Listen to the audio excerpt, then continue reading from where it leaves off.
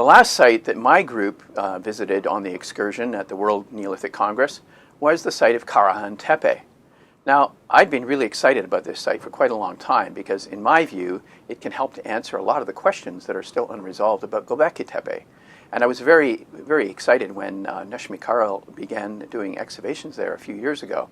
But I had no idea how much progress they'd made in those excavations since the last time I saw any reports on it.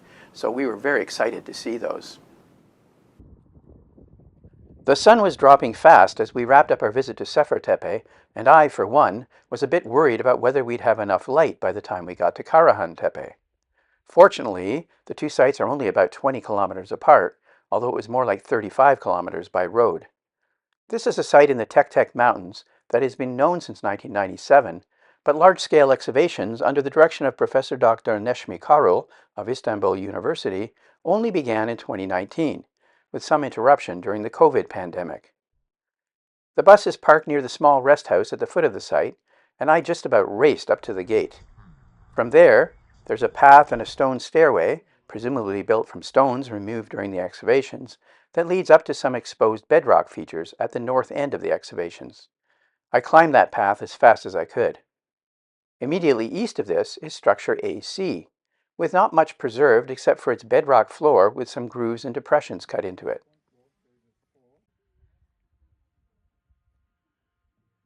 Opposite the bare bedrock, a boardwalk leads past the bedrock hollow called structure AA, a fairly large and flat depression in the bedrock with a much deeper, irregular pit near its center. In this picture, taken at a different time of year, there is still water collected in that deep pit.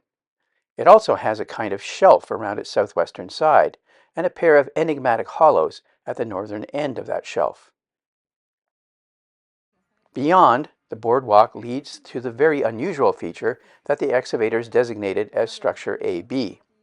I have to say that this feature is a lot bigger and deeper than I had imagined from the photos I'd seen previously. It's about 7 meters in length and almost 2 meters deep.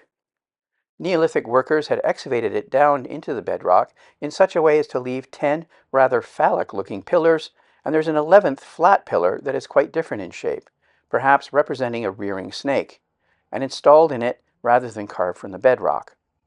The tops of most of the pillars are almost level, and there are a couple of slots in the west wall, also at that level and just right of a sculpted face. This suggests to me that there was once a wooden floor that these pillars supported. A sort of ridge or shelf that's on the east and west sides, also on a level with the tops of most of the pillars, would be consistent with that. I also notice a strange feature, kind of like two hollows with a shallow channel between them on the top of the eastern wall of structure AB. Professor Karel interprets this as a ritual feature, perhaps a sort of initiation chamber adjacent to the large oval building AD to its south. However, there's also a serpentine channel leading into it on the north side, apparently to direct rainwater into it, and it strikes me as likely that structure AB is a very large cistern, which I don't see as incompatible with all the symbolism that's clearly there, particularly given how important water would have been to the site's inhabitants. Incidentally, it would make sense to cover a cistern with a floor or a roof to reduce evaporation. It also makes sense that feature AA, just upstream from AB, also has characteristics pointing to the possibility that it was a cistern, or perhaps a settling tank to ensure that the water flowing into AD would have less sediment in it. Reportedly, the bottom half meter or so of structure AB was filled with a reddish deposit containing small and medium-sized stones, but no artifacts. On top of this was a dark deposit containing stones and artifacts, including occasional pottery sherds. Since Karahan Tepe dates to the Pre-Pottery Neolithic, that might sound strange, but in fact very small amounts of pottery do sometimes occur in sites of the Pre-Pottery Neolithic B. For example, a very few sherds occurred within PPNB walls at the site of Ain Ghazal in Jordan. I know this because I excavated them myself. The difference is that in Pre-Pottery Neolithic B, pottery was rare, crude, and kind of experimental, often consisting of miniature vessels. In fact, Dr. Karel's team has also found miniature vessels at Karahan Tepe. By contrast, there was an explosion of pottery making at the beginning of the so-called Pottery Neolithic, which started not long after 7000 BC in southern Turkey and northern Syria, but only around 6400 BC in Israel, Palestine, and Jordan. And that pottery was also of a much more competent manufacture than anything you'd find in a PPNB site.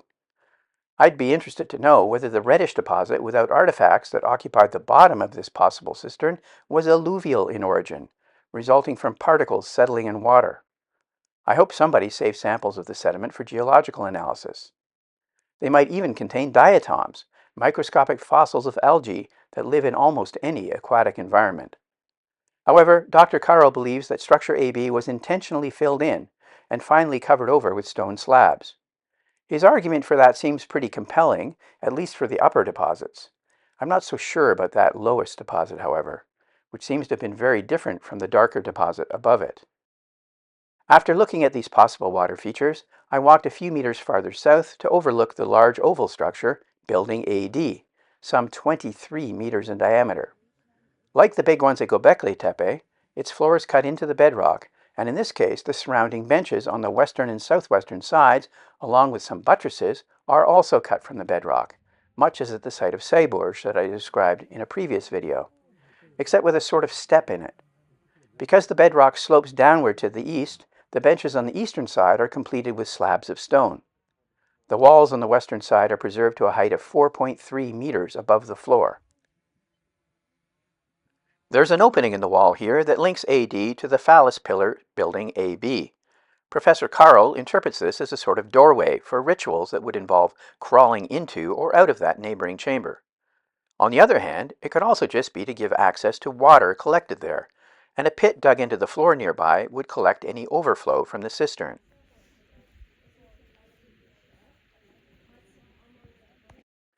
Despite the obvious similarities to Göbekli Tepe, the one major difference is that the large limestone pillars here are in much worse condition.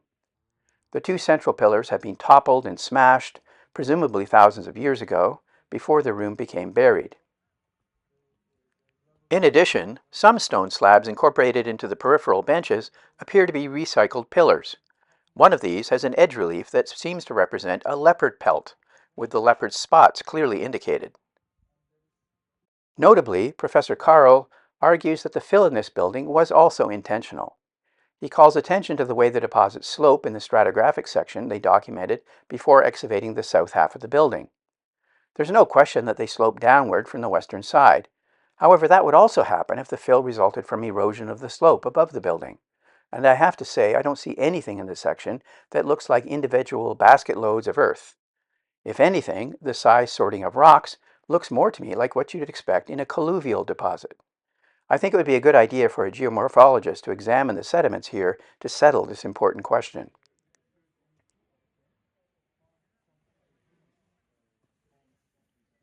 After I left Building AD by retracing my steps along the boardwalk, I headed upslope toward the west. Just above structures AA and AB, there was exposed bedrock with large cup marks and a deep hollow, perhaps another kind of cistern.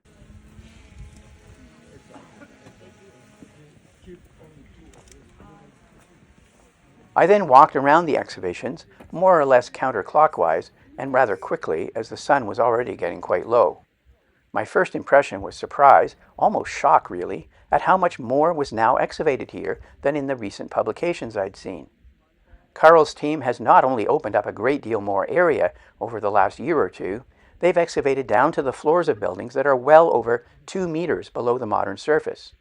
They have moved an incredible amount of dirt in this short time, considering that it all has to be excavated by hand and with care not to damage anything or overlook any important evidence.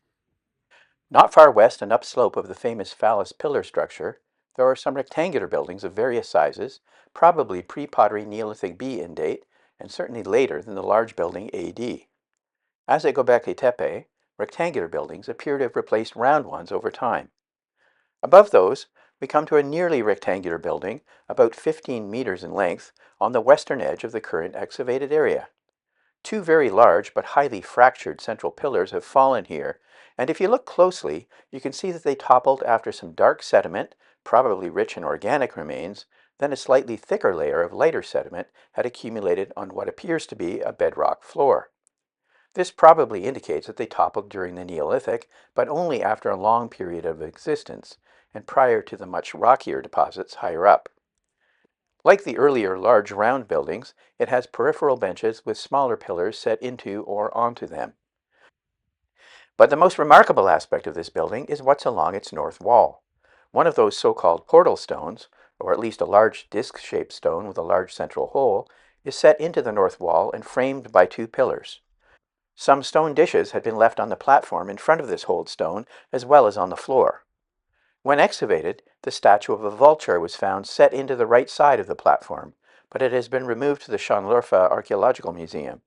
I imagine they'll eventually install a replica one here.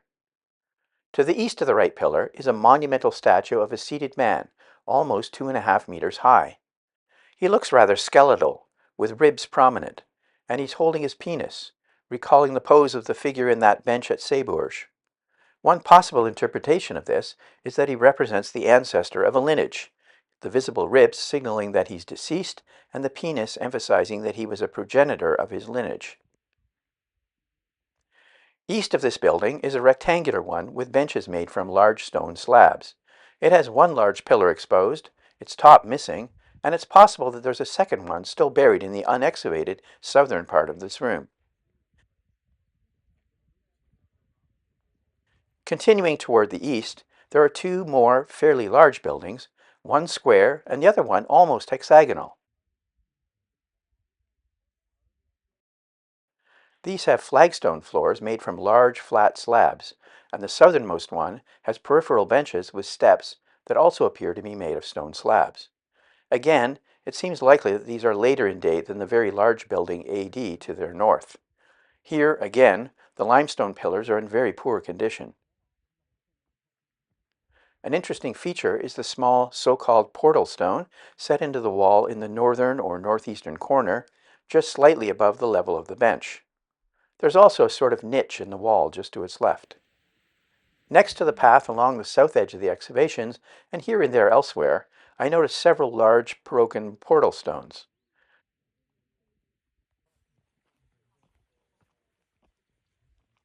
From here, you also get a good view of the southern slopes and the valley beyond, where apparently there are also buried buildings. You can see the tops of a few pillars in places along the upper slope. In the southeastern corner of the excavation area, the upper parts of pillars have been exposed, but the excavators have yet to remove the rocky fill down to the floors.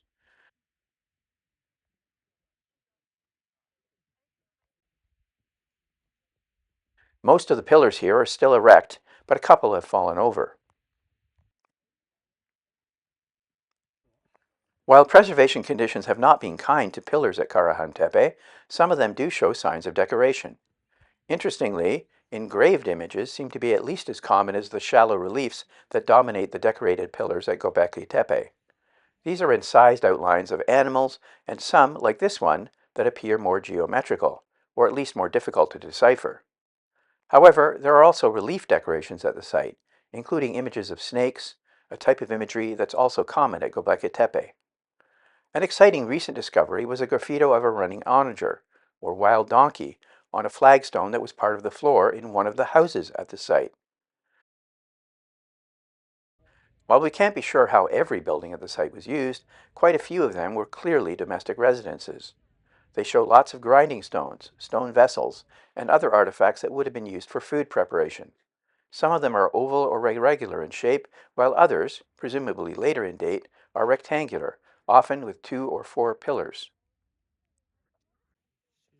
As I walked northward along the east edge of the excavations, I finally reached what for me was the highlight of this site visit. This is a fairly large, sub-rectangular building, maybe 15 meters long, immediately east and downslope from building AD. It also has a bedrock floor, but also some very surprising features.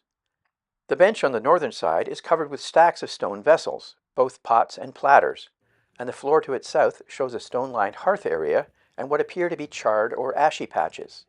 The team member standing in the building told us that this burned-looking area was rich in animal bone fragments. Most importantly, the south wall, behind him, has 2 large ovens in it, the one at left still filled with sediment. In fact, it looks to me as though a lot of that burn material on the floor in front of that oven is likely from cleaning out the ash and charcoal from the oven. Professor Carl and his colleagues say that these ovens are much too large to have been for ordinary domestic use. However, I have to say that the ovens I saw attached to the outer walls of village houses in the modern village of Seborg earlier in the day were almost as large as these ones, even though those ones are presumably used only to bake bread and other foods for single families. The number of well-made stone vessels in this room, both on the bench and elsewhere, is almost staggering, and quite a few more from the site are now in the Schunlorfa Archaeological Museum. Some of them are finely decorated with incised designs.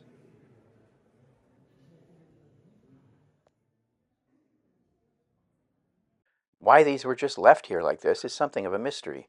Perhaps, as Professor Carl argues, they were part of a ritual infilling of the building when it went out of use. Overall, whether this fascinating building is a communal building where people prepared celebratory feasts, the house of an important and prestigious household, or something else, it seems unquestionable that a lot of cooking activity took place in it. Incidentally, I should mention that, as at all early Neolithic sites in the region, the animal bones found at this site and in this building all come from wild animals. Here they include gazelles, onagers or wild donkeys, sheep, goats, wild boar, and aurochsen, although I think that I've heard that they've also found leopard bones at the site. By this time, the sun was just about to set, and we headed back to the buses to return to our hotels. To our surprise, the buses first stopped at the Neolithic site of Göbekli Tepe, south of Urfa, but it was too dark by that time for us to see anything. In any case, I was happy to have Karahan Tepe as the climax of my day.